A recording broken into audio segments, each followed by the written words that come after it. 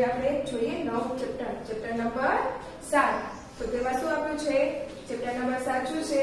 ઘન અને ઘનમૂળ એટલે કે ક્યુબ એન્ડ ક્યુબ રૂટ્સ. તો ફ્રેન્ડ્સ ચેપ્ટર નંબર 7 કયું છે? ઘન અને ઘનમૂળ. તો તેને ઇંગ્લિશમાં શું કહેવાય? તો ક્યુબ એન્ડ ક્યુબ રૂટ્સ. તો આપણે આમાં શું કરવાનું છે? તો આપણે એમાં ઘન અને ઘનમૂળ વિશે શીખવાનું છે. જેમ અગાઉના ચેપ્ટરમાં આપણે શું શીખ્યા? વર્ગ અને વર્ગમૂળ વિશે શીખ્યા ને. હવે તેવી રીતે આપણે આમાં ચેપ્ટર નંબર 7 માં શું શીખવાનું છે? ઘન અને ઘનમૂળ વિશે. તો ચાલો હવે નવું ચેપ્ટર આપણે શરૂ કરીએ. તો ચલો એમાં શું પહેલું આપ્યું છે? કે પ્રત્યેક વિધાન સાચું બને તે રીતે ખાલી જગ્યાઓ પૂરો. તો તેમાં શું આપી છે? પહેલી ખાલી જગ્યા તો કે ઘનમૂળ દર્શાવતો સંકેત ખાલી જગ્યા છે. હવે ઘનમૂળ દર્શાવવું હોય તો તેને સંકેતમાં કેવી રીતના દર્શાવી શકાય?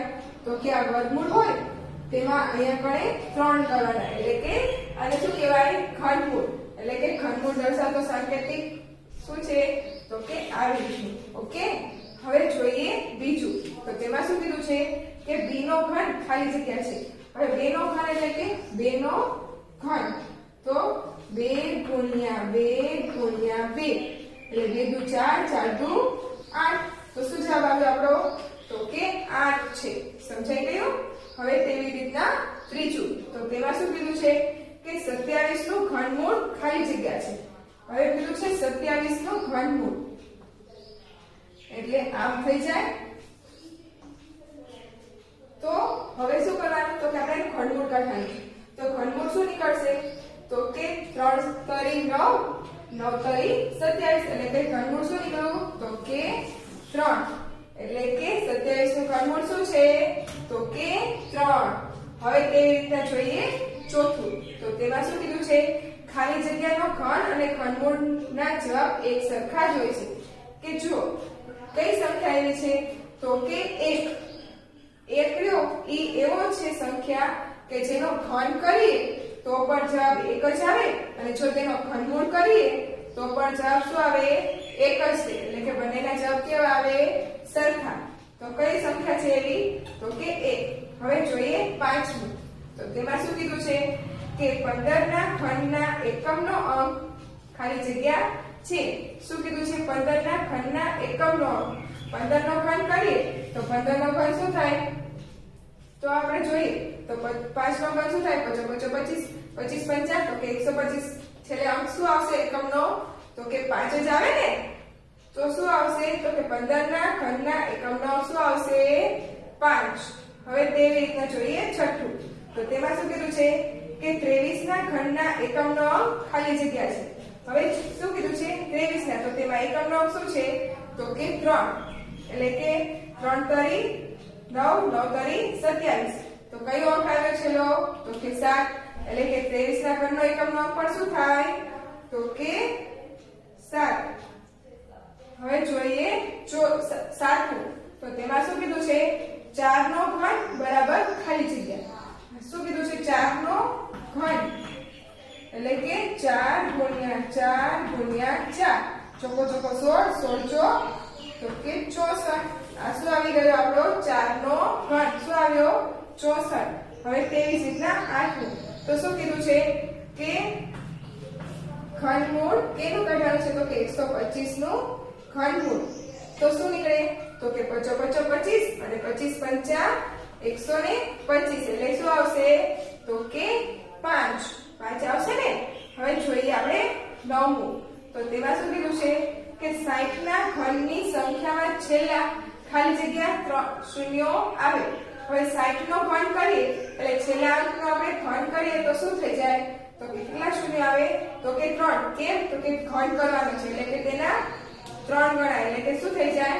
તો કે 0 રહ્યો એ પણ 3 થઈ જાય. એટલે કેટલા થઈ જાય શૂન્યો? તો કે 3. હવે તેવી રીતના જોઈએ 10મું. તો તેમાં શું કીધું છે? કે 7 + 9 + 11 બરાબર ખાલી જગ્યાનો ઘન. તો જુઓ શું કીધું છે? 7 + 9 + 11 બરાબર ખાલી જગ્યાનો ઘન. એટલે 7 + 9 + 11 બરાબર ખાલી જગ્યાનો ઘન કીધો છે. તો હવે 9 ને 10 9 ને 11 તો કે 20 20 ને 7 તો કે 27 27 એ કેનો ઘન છે? તો કે 3 તરી 9, 9 તરી 27 એટલે કે 3 નો ઘન શું થાય 27. તો શું જવાબ આવે આપણો તો કે 3. હવે જોઈએ 11. તો તેમાં શું કીધું છે કે 16 ને નાનામાં નાની સંખ્યા ખાલી જગ્યા વડે ગુણતા પૂર્ણ ઘન બને છે. તો 16 ને આપણે શું કરવાના તો કે અવયવ પાડીશું. 16 ને 2 વડે ભાગ ચલાવીએ તો 2 અઠ્ઠા 16 અને 2 ચોક 8, 2 દુ 4 અને 2 એકા 2. તો શું થયું તો 2 કેટલી વાર આવ્યા તો 1 2 3 ને 4 વખત 4 વખત આવ્યા. તો શું થશે તો કે 2 નો આપણે ઘન છે તો ઘન લેવાના થાય ને. તો શું કરવાનું થશે તો કે 2 નો ઘન ગુણ્યા 2 એટલે કે 2 ને 2 4. એટલે શું થયું તો કે 16 ને નાનામાં નાની સંખ્યા 4 વડે ગુણતા તે કેવી બને તો કે પૂર્ણ ઘન. હવે તેવી રીતના જોઈએ 54.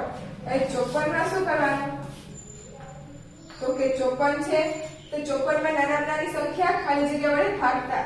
તો 54 છે ને 2 વડે ભાગ ચલાવીએ તો કેટલા થશે 2 દુ 4 અને 1 બચ્યો એટલે કે 14 અને 2 સત્તા ને 14. હવે તો કે હવે કેટલા વડે ભાગ ચાલશે 2 વડે તો ચાલશે ને એટલે કે 3 વડે. 3 9 27 3 તરી 9 અને 3 એકા 3. તો શું આપણે આવ્યું તો કે આ 3 રહ્યા એટલે ઘન છે એટલે આપણે કેટલા લેવાના તો કે 3 સંખ્યા લેવાની. અને તો કેટલા અલગ કેટલું આવ્યું તો કે એક કઈ સંખ્યા તો કે 2 આના કરતા નાની છે. તો શું આવશે 54 ને નાનામાં નાની સંખ્યા 2 વડે ભાગતા તે પૂર્ણ ઘન બને. તો ફ્રેન્ડ્સ ખાલી જગ્યાઓ બધી સમજાઈ ગઈ ને. તો ચાલો હવે આપણે આગળ વિકલ્પો વાળી ખાલી જગ્યાઓ જોઈએ. તો હવે આપણને આપ્યું છે પ્રશ્ન નંબર 2. તેમાં કીધું છે કે કૌંસમાં આપેલા વિકલ્પોમાંથી સાચો વિકલ્પ પસંદ કરીને ખાલી જગ્યા પૂરો. હવે પેલો એમાં શું આપ્યું છે કે 5 નો ઘન ખાલી જગ્યા છે.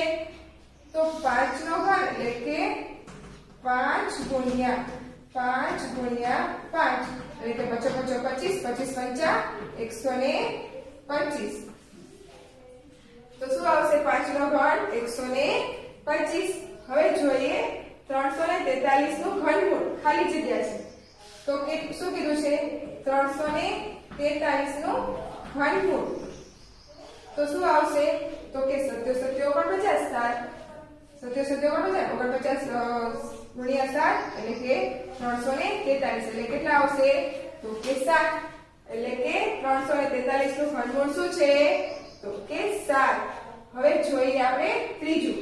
તો તેમાં શું કીધું છે કે 1 નું ઘનમૂળ. તો આપણે અગાઉ શીખી ગયા કે 1 રહ્યો એ કેવી સંખ્યા છે કે જેનું ઘન કાઢો અથવા ઘનમૂળ શોધો બંને શું આવે તેનું તેજ એટલે કે 1. હવે જોઈએ આપણે ચોથું. તો તેમાં શું કીધું છે કે 12 ના ઘનના એકમનો અંક ખાલી જગ્યા છે. 12 ના ઘનનો એકમનો અંક. તો 12 માં એકમનો અંક શું થાય તો કે 2 થાય. તો એનો આપણે ઘન કરીએ તો પણ આપણને તેના ઘનનો એકમનો અંક મળી જાય ને. એટલે કે 2 દુ 4 4 દુ 8. તો એનો એકમનો અંક શું હોય તો કે 8. હવે તેવી જ રીતના પાંચમું. તો કે 28 ના ઘનના એકમનો અંક ખાલી જગ્યા છે.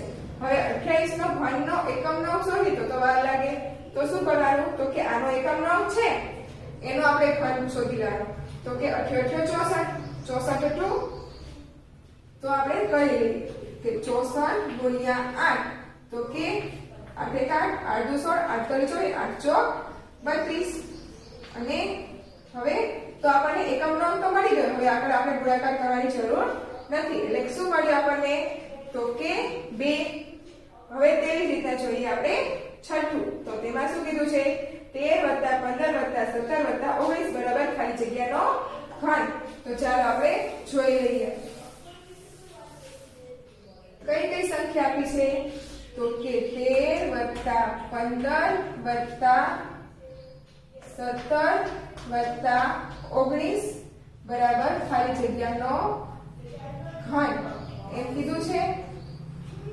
તો હવે કરવાનો સરવાળો. તો સરવાળો કેટલો થશે તો 15 ને 15 15 એકા 15 15 દુ 15 45 45 ને 19 તો 45 ને 19 કેટલા થશે તો કે ચોકો ચોકો 16 તો કે 64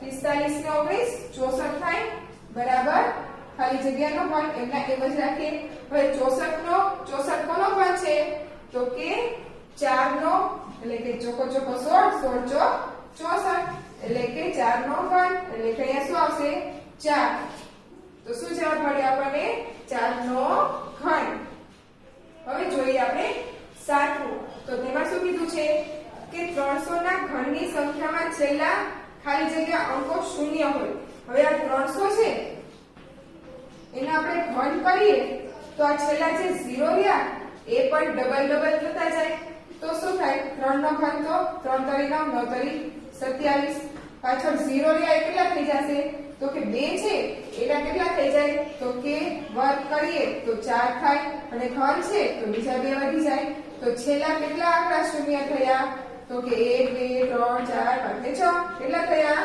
6 એટલે કે 300 માં ઘનના 300 ના ઘનના છેલ્લા કેટલા આંકડા તો કે છેલ્લા 6 અંકો કેવા હોય શૂન્ય તો ફ્રેન્ડ્સ સમજાઈ ગયું બધાને તો હવે જોઈએ આપણે 8મું તો 8માં શું કીધું છે કે 24 ને નાનામાં નાની સંખ્યા ખાલી જગ્યા વડે ભાગતા પૂર્ણ ઘન બને છે કઈ સંખ્યા તો કે 24 તો ચાલો 24 ને આપણે ભાગીએ 24 ને ભાગીએ એટલે 2 વડે કરીએ એટલે કે 2 કા 2 2 દુ 4 2 વડે કરીએ એટલે 2 6 12 અને વળી 2 વડે કરીએ એટલે 2 તરી 6 હવે 3 વડે ભાગ ચલાવવો પડે 3 એકા 3 તો કઈ સંખ્યા મળી નાનામાં નાની તો કે 3 કેમ કે આ 3 આવ્યા એ તો ઘન થઈ જશે એ તો 3 સંખ્યા છે એટલે લેવામાં આવે નહીં કઈ સંખ્યા આવી કે જે અલગ છે તો કે 3 એટલે કે 24 ને નાનામાં નાની સંખ્યા 3 વડે ભાગતા તે કેવી બનશે પૂર્ણ ઘન બનશે હવે જોઈએ 36 9માં તો કે 36 ને નાનામાં નાની સંખ્યા ખાલી જગ્યા વડે ગુણતા તે પૂર્ણ ઘન બને છે તો ચાલો હવે 36 ને આપણે અવયવ કાઢી જોઈએ 36 ના અવયવ કરીએ તો પહેલા આપણે 2 વડે ભાગ ચલાવીશું તો કે 2 કા 2 અને 2 અઠા 16 હવે 2 વડે ચલાવીએ તો 2 નવા 18 હવે તો કે 3 એકા 3 અને 3 તરી 9 ને 3 એકા 3 તો આપણી પાસે શું આવ્યું તો કે 2 અને 3 એટલે કે 2 ગુણ્યા 3 3 દુ 6 કઈ સંખ્યા મળી આપણને કે 6 કેમ કે 36 ને નાનામાં નાની સંખ્યા કઈ તો કે 6 વડે ગુણતા કેવા મળશે કે પૂર્ણ ઘન બને હવે જોઈએ આપણે 10મું તો 10માં શું કીધું છે કે ખાલી જગ્યાએ પૂર્ણ ઘન સંખ્યા છે તો આપણને ઓપ્શન કઈ આપે 36 49 અને 64 તો કઈ સંખ્યા પૂર્ણ ઘન છે તો કે 64 છે ને હવે જોઈએ 11મું તો કે પૂર્ણઘન કેમ છે તો કે 4 રહ્યું એનો પૂર્ણઘન થાય એટલે ચોકો ચોકો 16 16 ચોક 64 એટલે કે 4 તેનું ઘનમૂળ નીકળે છે એટલે કે 64 રહી એ કઈ કહેવાય તો કે પૂર્ણ ઘન સંખ્યા હવે જોઈએ 11મું તો તેમાં શું કીધું છે કે ખાલી જગ્યાએ પૂર્ણ ઘન સંખ્યા નથી તો કઈ સંખ્યા નથી તો કે 343 એ પૂર્ણ ઘન છે પછી એ રહી એ 7 નો એનું ઘનમૂળ કાઢે તો કેટલું આવે તો કે 7 પછી 1000 તો 1000 પણ પૂર્ણ ઘન છે હવે જોઈએ તો 243 કે 243 રહ્યા એ પૂર્ણ ઘન નથી એનું ઘનમૂળ નીકળી શકે નહીં તો કઈ આવશે 243 એ ઘનમૂળ પૂર્ણ ઘન સંખ્યા નથી હવે જોઈએ 12મું કે ખાલી જગ્યાએ પૂર્ણ ઘન સંખ્યા છે તો કઈ તો આપણે ઓપ્શન આપે 640 6400 અને 64000 તો હવે આપણે પૂર્ણ ઘન કીધું છે તો 64 તો કઈ મળશે તો કે 64000 કેવી રીતના તો કે આ 0 છે એનો 1 0 થઈ જાય હવે 64 તો ચોકો ચોકો 16 16 ચોક 64 એટલે કે 4 એટલે કે 40 નું ઘનમૂળ શું થઈ જાય તો કે 64000 એટલે કે 64000 એ પૂર્ણ ઘન સંખ્યા છે હવે જોઈએ 13મું તો તેમાં શું કીધું છે છેલ્લા અંક તરીકે ખાલી જગ્યા શૂન્યો ધરાવતી સંખ્યા પૂર્ણ ઘન સંખ્યા ન હોઈ શકે. એટલે કે છેલ્લા અંક તરીકે જો 2 શૂન્ય હોય તો તે પૂર્ણાંક સંખ્યા બની શકે નહીં. જો 3 શૂન્ય હોય કે 6 હોય 9 હોય તો તે પૂર્ણાંક બની શકે, પરંતુ 2 હોય તો તે પૂર્ણાંક બની શકે નહીં. હવે જોઈએ 14 નું. તો તેમાં શું કીધું છે? છેલ્લા અંક તરીકે 9 શૂન્ય ધરાવતી સંખ્યા પૂર્ણાંક સંખ્યા હોઈ શકે. એટલે કે કઈ શૂન્ય? તો કે 9 શૂન્ય હોય તો તે પૂર્ણાંક સંખ્યા બની શકે. કે 9 હોય તો તેને આપણે વર્ગમૂળ કરીએ તો કેટલા શૂન્ય થઈ જાય? 3 થઈ જાય. અને 3 હોય તો આપણે ખંડ કરીએ તો 9 થઈ જાય. તો કઈ સંખ્યા છે છેલ્લા અંક તરીકે? તો કે 9 શૂન્ય ધરાવતી સંખ્યા પૂર્ણાંક સંખ્યા હોઈ શકે. તો ફ્રેન્ડ્સ, સમજાઈ ગયા ખાલી જગ્યાઓ બધાને? તો હવે આપણે આગળ જોઈશું આવી બીજી કેટલીક ખાલી જગ્યાઓ. ઓકે.